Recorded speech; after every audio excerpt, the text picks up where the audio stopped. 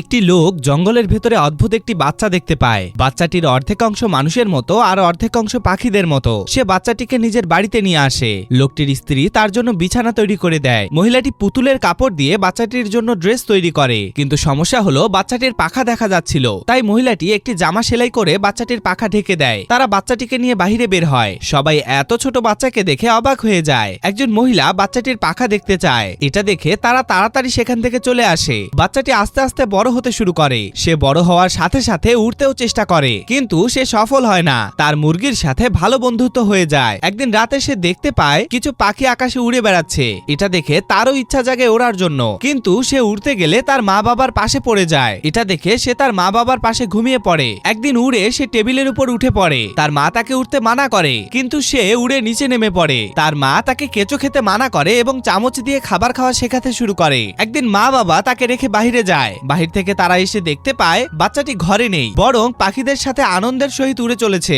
এটা দেখে মা বাবা তার পিছু নিতে শুরু করে।